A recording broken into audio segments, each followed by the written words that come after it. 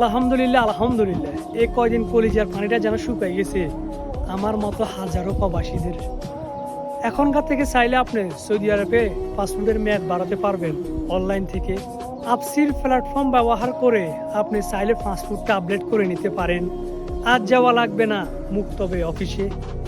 এতদিন আমরা যে পাসপোর্টের একটা চিন্তা টেনশনে ছিলাম এই সৌদি আরবে, ওইটাও এখন সুযোগ সুবিধা করে দিছে। এটার জন্য আলহামদুলিল্লাহ আলহামদুলিল্লাহ। আমরা যারা 1000-2000 কিলো দূরে থাকি হয়তো পারে পাসপোর্টের অফিস থেকে, আমরা হয়রানির শিকার হইতাম। আগে লাগতো যেখানে আমাদের পাসপোর্টটা আপডেট করতে 200-250 রিয়াল, গাড়ি ভাড়া সহ 500 রিয়ালের কাছাকাছি বসে যেত। তবে এখন মাত্র 69 রিয়ালে আপনার পাসপোর্টটা আপডেট করতে পারবেন। আর যাদের আকামার মধ্যে জরিপানা আছে তারা পারবে না, তারা ওই জরিপানাগুলা সরকারকে দিয়ে পাসপোর্ট আপডেট করতে পারবেন। আসলে কথাটা বুঝতে পেরেছেন?